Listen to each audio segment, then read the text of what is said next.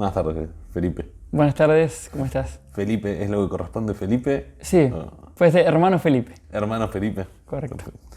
Ajá. Bueno, contame un poco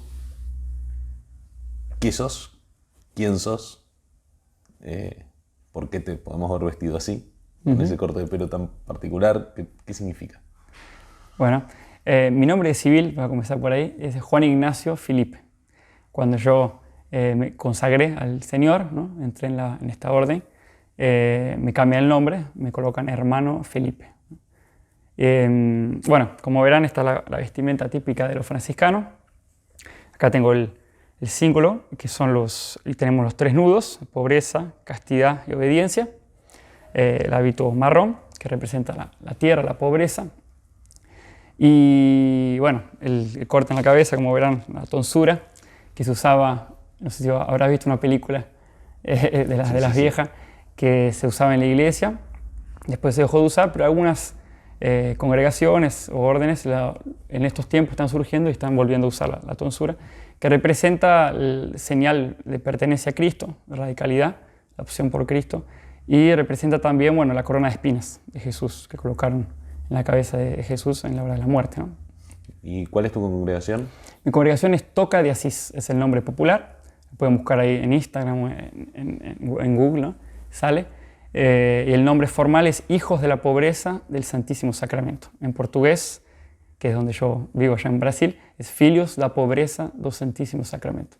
¿Y cómo es tu día a día Muy bien. siendo hermano? Ajá, sí. Bueno, nosotros como todavía religiosos nos dedicamos, tenemos un trabajo específico. En nuestro caso es el trabajo con la gente en situación de calle, con las personas que están en adicción al paco, a las drogas, en situación de vulnerabilidad.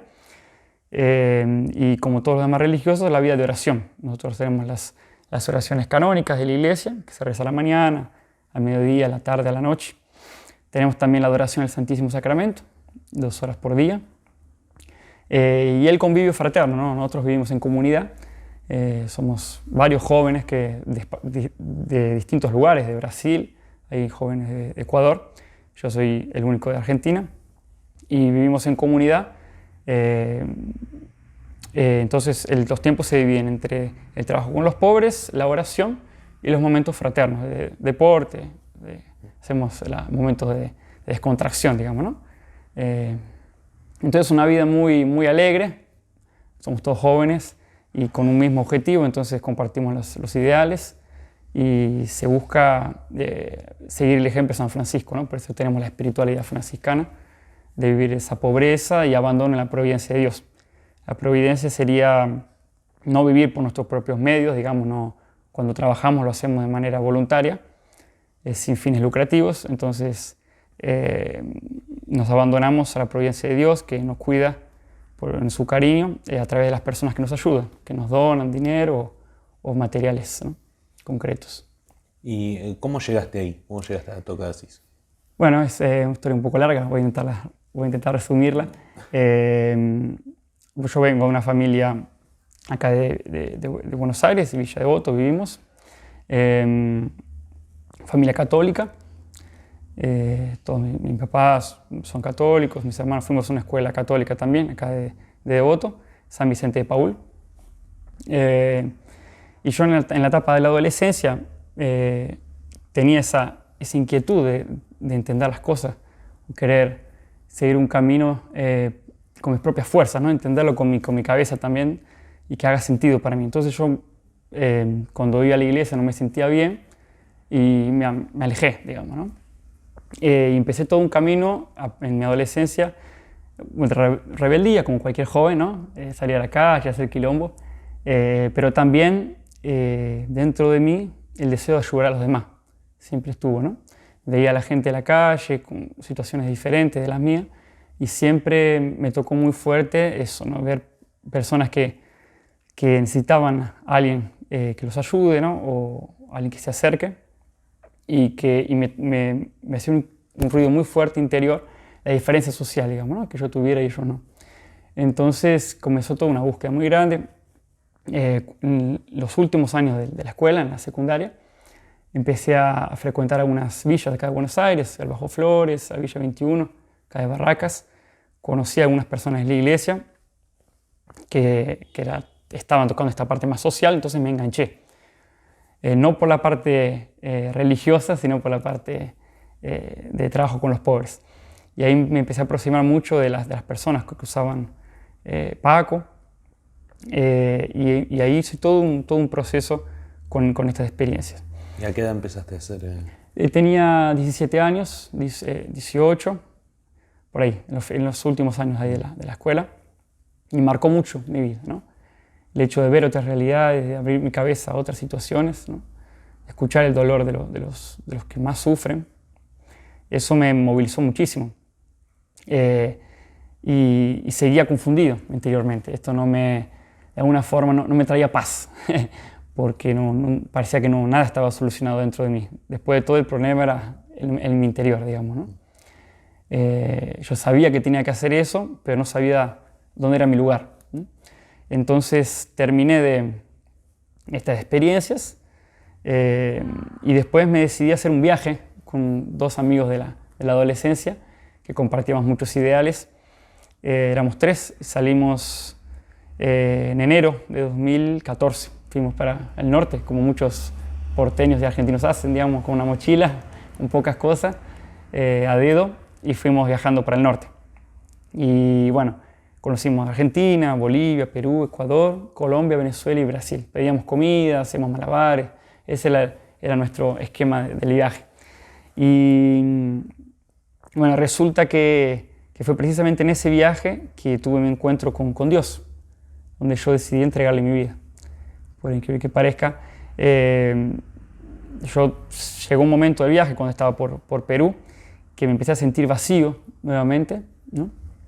Queriendo encontrar respuestas, y conocí las hermanas de la caridad de la Madre Teresa, no sé si ustedes deben conocer, muy conocida ya de Calcuta, que tenían una casa en Perú, en Chimbote, en la costa del Pacífico. Y bueno, llegué, golpeé la puerta, no por intereses religiosos otra vez, sino por una cuestión social, y dije, me gustaría ayudarlas a ustedes. Y la hermana me dijo, bueno, para ayudarnos vos tenés que estar limpio por fuera y por dentro. Así que te voy a pedir que bueno, vayas a encontrar un lugar para dormir, puedas bañarte, cortarte el pelo, que yo estaba hecho un linchera. Y me dice, y después cuando vengas vas a tener que también reconciliarte con Dios, abrir tu corazón al Señor para que puedas entonces ayudar a los pobres. Porque vos solamente vas a poder dar algo cuando tenés algo. Si no tenés nada, no tenés nada para dar. Entonces me dijo, vas a tener que llenarte de Dios y volver a la paz interior, digamos, ¿no? Para poder así ayudar a los demás. Entonces fue cuando ahí poco a poco empezó un poco el proceso. Y después cuando seguí viajando, después de esta experiencia también muy fuerte con las hermanas, en Ecuador, estaba también durmiendo en la plaza, como era costumbre nuestra, y me levanté, fui a la iglesia el domingo, porque la hermana me había dicho, vayan a misa los domingos, nos vemos en el cielo. Entonces fui a la iglesia y en ese momento, en el momento de la comunión, cuando recibí a Jesús, que para quien no conoce la Eucaristía, tuve mi llamado, ¿no? Ahí sentí el Señor llamándome para entregarle la vida. Empecé a llorar, no podía contener mis lágrimas, y cantaron en ese momento de la comunión, cantaron la música que muchos conocen, dice así, Señor, me has mirado a los ojos, sonriendo has dicho mi nombre, La Barca creo que se llama, y sentía que el Señor me llamaba, ¿no? Hice una experiencia profunda con el amor de Dios en ese momento, y dije, quiero dejar todo lo que tengo para poderlo entregar al Señor, ayudando a los más pobres. Y fue en ese momento que todo parece que entró, concluyó, digamos, ¿no? en mi cabeza, en mi corazón, y entendí todo. Y encontré mi lugar en el mundo. Si bien no estaba haciendo nada concreto, entendía que lo que yo quería era darle esa respuesta al Señor, ¿no? Una entrega radical en el servicio a los más pobres y dejar mi vida de lado, ¿no? Mi vida, a lo que me refiero, sería un posible trabajo, una familia, formar una familia, estar con mis familiares. Entonces, de alguna forma, hacer esa renuncia por amor a Dios y con alegría, ¿no? Porque nunca tampoco lo viví con tristeza. Claro que uno pasa los momentos de dificultad, de crisis, ¿no? Pero siempre con mucha alegría de poder entregar al Señor, ¿no? Toda mi vida en el servicio a los más pobres. Entonces, bueno, volviendo a esa experiencia, ahí salí de la iglesia y le dije a mi amigo, no sé si me entendió mucho, pero le dije que quería volver para Buenos Aires para responder a este llamado. Entonces, cuando estábamos en Ecuador, ahí fuimos un poco despacio, pero fuimos retornando ya, agarramos por Venezuela y bajamos por Brasil. Pero fue mucho más rápido la vuelta, ¿no? Y fue así que, bueno, en Buenos Aires conocí esta congregación, la Toca de Asís. Conocí 2 hermanos, que en la época era el superior y el segundo superior, y me invitaron a hacer una experiencia en la Toca de Asís. Así que comenzó mi proceso, ¿no? Y me impactó mucho en esta comunidad que yo pude tener la experiencia que quería de vivir con los pobres. Nosotros allá, cuando fui a la primera casa allá en Londrina, en el estado de Paraná, se trabaja con personas en situación de calle, generalmente son ancianos, con problemas psiquiátricos o personas que bebieron mucho, usaron drogas y, bueno, se afectaron mentalmente.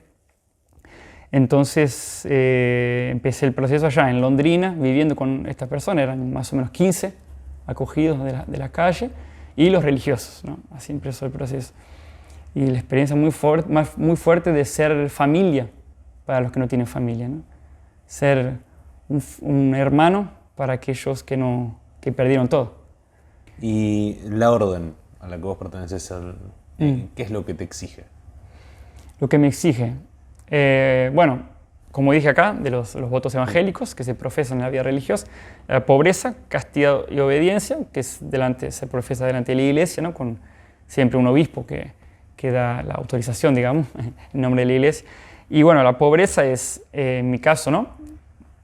Porque los sacerdotes no tienen estos votos, los viven de otra forma, ¿no? Pero en mi caso, como religioso, es que no tenemos nada como propio, sino que todos nuestros bienes, por ejemplo, yo si trabajo en la parte de la administración, me van a dar un teléfono, ese teléfono no me pertenece, sino que está el nombre de la misión en la que me encuentro. Por ejemplo, ahora Río de Janeiro. Cuando yo cambio voy a vivir a San Pablo, por ejemplo, no llevo el teléfono, queda ahí. En ese sentido digo, ¿no? Que el auto, nos regalan un auto para el apostolado, pertenece a la casa y no a nosotros. No tenemos cuenta personal en el banco, no tenemos bienes a nuestro nombre. Tanto que cuando uno hace los votos perpetuos, que son los votos definitivos para toda la vida, uno renuncia, ¿no? Por escrito, ¿no? A los bienes, a toda herencia, ¿no? Y cualquier tipo de bien personal. Esa es la pobreza que nosotros también lo traducimos como una pobreza interior, no solo la cuestión material, que es más superficial, se puede decir, y la intentamos vivir más en la cuestión espiritual, que es desapegarse de todo para abrirse a la voluntad de Dios, ¿no? Desapegarse de a veces de los propios apetitos o de la propia voluntad para una voluntad mayor que se configura con la nuestra al final, que es la voluntad de Dios, ¿no? Y para eso es necesario ser pobre, como se dice, el trigo, ¿no? El famoso trigo que tiene que ser pisado, ¿no? Para dar el alimento. Entonces, pobreza, después tenemos el voto de la castidad, que es que nosotros no tenemos familia, ¿no? No tenemos relaciones sexuales, y de una forma más profunda, como ya dije, de la pobreza, lo vivimos interiormente en una abertura. Después de toda la sexualidad, no solo la cuestión genital, sino toda la cuestión también de este eros, ¿no? Esta potencia que tenemos para dar, para amar al otro, para ser en abundancia, digamos, ¿no? Entonces el consagrado es llamado a dar en abundancia, mucho amor a los otros, ¿no? Porque de todo se desprendió para poder dar mucho a los otros. Entonces la castidad. Y la obediencia, que bueno, significa obedecer a los superiores, digamos, no tenemos tomar decisiones sin pasar por el superior, no existe, digamos, todo a partir del superior, y ellos que te mandan, claro que uno es consultado, por ejemplo, vos tenés que cambiar de misión, te preguntan, digamos, si estás de acuerdo, entonces, pero todo pasa por el superior. Y de una forma más profunda lo interpretamos también la obediencia como imitar a Cristo, que fue obediente hasta la muerte, ¿no? Obediente al Padre. Y muchos dirían que en la iglesia se la pasan rezando todo el día. ¿Es tan así? No, bueno, depende de los carismas, ¿no? Hay carismas que se dedican más a la oración, como las órdenes contemplativas, los monjes. Y hay otras que son muy apostólicas. Tanto que si uno va por el mundo viajando y y viendo las obras de caridad, muchísimas son de la iglesia, digamos, ¿no? Como yo tuve la experiencia en Chimbote con las hermanas de la caridad. Se trabaja muchísimo, se hace mucho, ¿no? Se hace mucho. Y hasta te digo que hay que a veces vigilar y controlar bastante para no trabajar tanto que uno no reza, porque en muchos casos pasa eso. A veces es tanto lo que se hace que uno se olvida de rezar. Entonces el superior te dice, no, anda a rezar porque si no la casa se cae, ¿viste? Entonces uno tiene que a veces parar, volver al centro, ¿no? A la oración con el Señor, con Dios, y para uno encontrar nuevamente el sentido de todo. Que nosotros es bueno entender esa diferencia, que no hacemos asistencialismo en el sentido de ayudar por ayudar al otro, sino que lo ayudamos porque creemos que Jesús está en el otro, ¿no? Y que Dios nos manda a amar a los demás, ¿no? Entonces siempre tiene este fondo, ¿no? Profundo y espiritual. Y en este tiempo, ¿en algún momento te preguntaste qué estoy haciendo acá? Sí, muchas veces. Muchas veces me pregunté diversas situaciones, ¿no? De cualquier tipo, pero me acuerdo algunas de frustraciones muy fuertes con la gente de la calle que he pasado, de personas que se me murieron, ¿viste? Cuidar gente y un sentimiento de frustración muy grande, ¿viste? Y de encontrarse con una realidad tan dura en personas de la calle que se hacen el Paco, ¿no? Que la vida entera es eso y se mueren como jóvenes, ¿viste? Con 20 y tantos años se mueren. Y me pasó de muchos momentos decir, ¿qué estoy haciendo? ¿Viste? De perder un poco como la esperanza, ¿no? Y decir, frustrarme y decir, no veo salida, no encuentro una salida para esta problemática social. Entonces sí, uno pasa, y como diversas situaciones, momentos en la vida fraterna con mis hermanos, de no entendernos, de discusiones, en fin, como cualquiera pasa en su familia, que te colocan en situaciones de decir, ¿qué estoy haciendo? ¿Por qué estoy acá? ¿No? Pero es lo que te digo, ahí lo que uno intenta hacer, lo que yo busco hacer, es volver a la vida de oración, tranquilizarme, rezar, respirar profundo y tratar de pensar, ¿no? Bien las cosas, no dejarme llevar por las emociones. Y volver al centro, ¿no? ¿Cuál es mi motivación más profunda, ¿no? Siempre volver a ese llamado del inicio, ¿no? Que yo sentí, no quiero entregar la vida al Señor ayudando a los más pobres. Entonces siempre tratar de volver al inicio de todo, en esa experiencia profunda que tuve, a partir de ahí siempre continuar el camino. Cuando me alejo de ese centro parece que las cosas se complican. Hasta porque la sociedad que vivimos digamos que no invita a vivir la vida que estoy llevando, ¿no? Entonces, si me pongo a mirar mucho para afuera y a perder el foco, claro que voy a empezar a confundirme, ¿no? ¿Y te pasó a extrañar la vida previa? Sí, extrañar a la familia, extrañar amigos, extrañar... Pero bueno, eso lo fui superando a lo largo de los años, ahora es más tranquilo para mí, confieso que yo estoy más acostumbrado, 7 años, ¿no? En el inicio me costaba más, y lo fui superando con estas experiencias fuertes que te contaba, por ejemplo, de los pobres que vivían con nosotros, de ser una familia para ellos, de ver una persona cambiar de vida, una persona decirte cuánto es importante para ella y llorar y decirte que le cambiaste la vida. Esas experiencias son muy fuertes, entonces como que no tienen precio, ¿no? Y después en la experiencia de oración, de la intimidad con Dios, de sentir su amor, su misericordia conmigo, que soy el primero que necesita esa misericordia, y sentir cuánto me quiere, cuánto me ama, ¿no? Entonces eso como que supera todas las demás cosas. Y cuando hiciste ese viaje que te fuiste sin retorno a recorrer Latinoamérica, ¿qué pensaron tus papás en ese momento cuando vos te ibas? Y encima después volviste diciéndoles que querías ser hermano. ¿Cómo fue? Sí, yo no sé qué pensaron, ¿viste? Sería imposible, solo Dios que sabe. Pero bueno, me contaron que no fue fácil para ellos, ¿no? Imagínate que yo les dije, bueno, me vieron mi mochila chiquitita con pocas cosas y les dije que no tenía fecha de vuelta. Entonces, bueno, eso para cualquier padre debe ser difícil, cualquier papá, cualquier madre, ¿no? Pero me dijeron, bueno, que fue difícil, pero ellos se mantuvieron en oración por mí. Entonces fue algo que tranquilizó a ellos. Y bueno, y también me conocían, sabían que no tenía malas intenciones en el sentido de voy a viajar para hacer lío por ahí. Digamos, sabía más o menos que tenía una búsqueda, ¿no? Entonces también ellos podían darse cuenta que buscaba, no es que salí perdido para la vida del delito, por ejemplo, o de las drogas, ¿no? Sino que salí con un sentido. Entonces eso de alguna forma los tranquilizó. Pero no fue fácil, sobre todo para mi mamá, ya me decía que sufrió bastante. Y después cuando volví, para ellos fue un alivio, en realidad, porque como dije, son católicos, entonces entienden, ¿no? Lo que me pasa, este llamado. Y entonces fue para ellos más tranquilo, porque sabían que estaba en una institución, ¿no? Más seguro. Bueno, claro que en Río de Janeiro no es muy seguro en algunos momentos, en algunos lugares donde nos metemos, pero seguro en el sentido que estoy con gente con los mismos valores, que busca lo mismo, y protegido. Bueno, estoy en la iglesia, después de todo, ¿no? Pertenezco a la iglesia.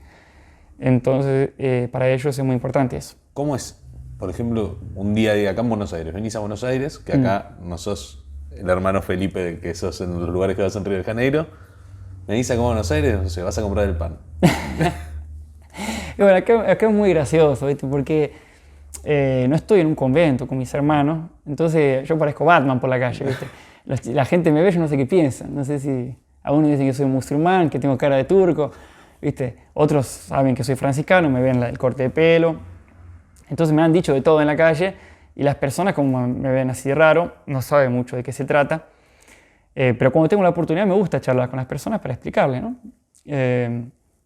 Y lo que te digo, fuera de contexto, porque nuestra vida siempre es en comunidad, digamos, ¿no? Siempre juntos con otros hermanos que viven la misma vida, entonces, y bueno, así haciendo el trabajo apostólico con la gente. Entonces, en el ambiente que vivimos es más normal. Allá en Río de Janeiro, donde estamos, las personas, claro que hay lugares que todavía llaman la atención, pero nos conocen mucho, en el centro de la ciudad, por varios lugares, cerca de las villas. Nos ven y nos reconocen, saben que trabajamos con la gente que está en situación de calle y saben que somos religiosos, franciscanos, en fin. Ahora, aquí, ¿no? De vacaciones, donde tampoco yo no conozco mucho, hasta porque no tuve una vida tampoco muy religiosa como laico acá en Buenos Aires. Ya, cuando tuve mi conversión me fui para Brasil, entonces no conozco tanto y no es tan común ver acá, ¿no? Allá en Brasil quizás es un poco más común porque, bueno, es una sociedad más católica y de muchas otras religiones, ¿no? Pero bueno, igual yo me río porque a veces me dicen comentarios, ¿viste? Que son graciosos de la gente en la calle. Y bueno, por momentos sí me da vergüenza también a veces caminar en la calle solo así. Porque como te digo, está un poco fuera de contexto, pero hace parte también nosotros le decimos misión de vacaciones, digamos. Uno se va solo, bueno, y siempre tiene que enfrentar ciertas realidades. Pero bueno, es una forma también de llevar un testimonio de lo que uno es, de lo que uno hace, ¿no? Y también hoy, por ejemplo, salí a la calle a visitar a gente de la calle que conozco acá del barrio, así que salí a charlar un poco con los muchachos, que después de 7 años me conocen todavía, ¿se acuerdan? Gracias a Dios. Así que estuve con los muchachos acá del barrio que están en la calle. Y busco, bueno, ir llenando los tiempos y vivenciar este momento de vacaciones con la familia, aprovechar bastante. Vos antes que decías que te preguntabas por qué tu familia podía tener y otros no podían tener. Correcto. Y que en momentos en el viaje fueron a buscar y se fueron encontrando con las cosas que habían decidido vivir sin nada y se fueron encontrando con las cosas que necesitaban. Y hablaste de la providencia. Bueno, sí, cuando me refiero a providencia divina, digo que es una experiencia bien franciscana, o en realidad evangélica, ¿no? De cualquier cristiano, de abandonarse a las manos de Dios confiando en que nada nos falta, cuando nos confiamos a Él. Y bueno, cuando yo viajé, tuve la experiencia de alguna forma ser pobre, ¿no? Porque siempre tuve condición económica buena, gracias a Dios, en mi familia. Entonces tuve esa experiencia de estar en el medio de la nada, sin nada, digamos, ¿no? Y contando una anécdota, ¿no? Cuando estaba, me acuerdo, en San Juan, en Hachal, estábamos en un camping municipal, y bueno, yo venía hace varios días mal, ¿no? Enfermo. Y llegó un punto que no podía más. Estaba, me acuerdo, todo blanco, flaco, más flaco que ahora. No comía, no podía comer más, estaba vomitando y sin parar. Y me acuerdo que no podía más levantarme del suelo, de tan mal que estaba. Porque bueno, no nos hidratábamos bien, ni la comida capaz que no estaba en buenas condiciones. Entonces llegó un punto límite. Y me acuerdo que en esa madrugada llegó un pibe en una moto Y lo que me acuerdo es que, bueno, me levantó, me puso en la moto y me llevó al hospital. Y se quedó conmigo en el hospital varias horas. Ahí me pusieron suero, me inyectaron varias cosas. Y este pibe esperándome en la sala de espera, en el final me puso en la moto de vuelta y me llevó al camping, ¿no? Entonces se quedó todo conmigo, todo ese tiempo conmigo. Y varias otras experiencias fuertes que tuve así, de personas que nos ayudaron, que nos abrieron las puertas de su casa, eran personas humildes y nos ayudaron muchísimo. Fui ahí que empecé de alguna forma a tener una experiencia, ¿no? Con la pobreza, ¿no? Una experiencia con la pobreza y con la providencia divina, con esto que digo, de este auxilio de Dios, ¿no? Que ayuda a los que menos tienen o a los que se entregan en sus manos. Después hice esta experiencia más concreta, ¿no? en la Toca de Asís. Como ya dije, nosotros no tenemos sueldo y nosotros vivimos de la ayuda de las personas. Entonces, a veces experimentamos esta carencia, de repente no tenemos alguna cosa importante, capaz que faltan. Allá en Brasil se come mucho arroz, por ejemplo, todos los días se come arroz. A veces falta arroz en la casa y tenemos experiencia de repente personas llegan con el auto y nos traen un montón de arroz, por ejemplo.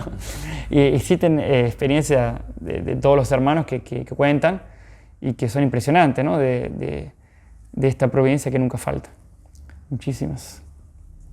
Y ese tiempo de tu vida en el que vos estuviste, digamos, entre comillas, sin Dios, o sea, como que ibas sin ningún interés religioso, ¿te arrepentís de ese tiempo? Mira, no me arrepiento porque algo que creo que Dios me regaló también es el deseo de una búsqueda, ¿no? La búsqueda profunda de encontrar la verdad, ¿no? O lo que para mí sería, ¿no? Lo que para mí sería la verdad, ¿no? Entonces, es como que una inquietud interior, ¿no? De no conformarse, capaz a veces sí escucharlo con respeto, ¿no? Y recibir lo que te dicen los otros, pero no conformarse directamente con eso como si fuera lo mío, ¿no? Hacer mi propia experiencia de búsqueda y de ir encontrando el camino que me va a hacer feliz, digamos, ¿no? Entonces, no me arrepiento por eso, porque creo que nuestro Señor Dios, ¿no? Él escribe, como dice, ¿no? Recto en líneas torcidas, ¿correcto? Entonces Él usa de todo nuestra incapacidad, nuestros límites para generar algo bueno. Siempre cuando uno se abre a la gracia de Él, ¿no? Y tiene ese deseo de buscarlo y de encontrar, ¿no? Entonces para mí es muy positivo lo que veo en mi historia, a pesar de las miserias, de los errores que he cometido. El hecho de tener un corazón que intenta, un corazón que busca. Eso es lo suficiente, digamos, ¿no? Para uno poder encontrar lo que quiere y ser feliz, digamos, ¿no? Entonces veo en mi historia eso, que siempre tuve de alguna forma ese viajar, ese salir, fue para mí interiormente eso, ¿no? Un desprenderme de lo seguro para ir a lo desconocido. Bueno, gracias a Dios dio un buen puerto. ¿Qué le dirías a los jóvenes que quizás están dudando o que están muy metidos en la iglesia o que no están para nada metidos en la iglesia? ¿Qué le dirías vos en un lugar de un joven que tomó una decisión tan importante para su vida? Bueno, lo que yo diría es que para mí lo más importante y valioso, ¿no? Es tener un corazón que busca, como ya repetí, que intenta. Un corazón que tiene el deseo de encontrar el anhelo más profundo.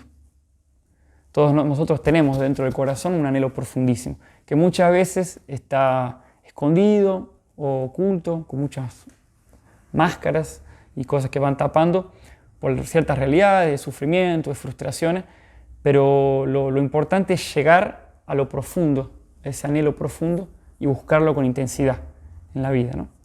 Y yo creo que cuando existe esa búsqueda intensa por la verdad de uno, siempre lleva a buen puerto, ¿no?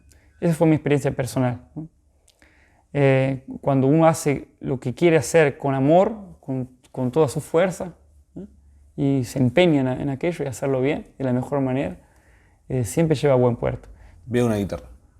Ah, sí. Bueno, puedo cantar una música.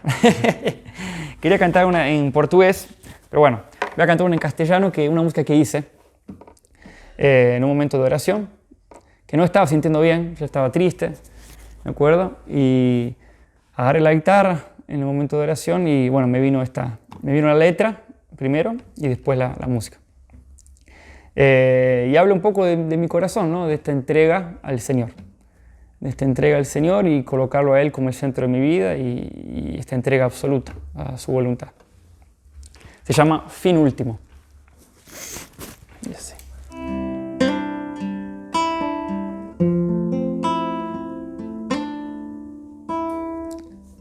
Todo lo que me pasa tiene un fin último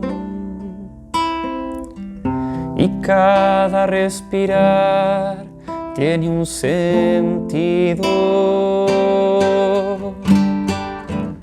Que yo vuelva mi mirada a ti, que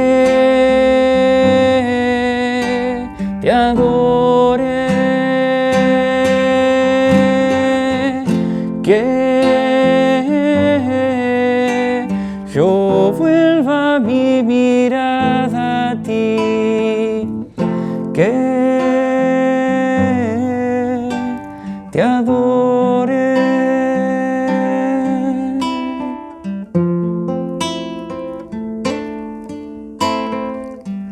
Tu voz llamándome tiene un fin último y cada tempestad tiene un sentido. Que yo vuelva mi mirada a ti, que te adore, que yo vuelva mi mirada a ti, que te adore, que me entregue totalmente a ti, que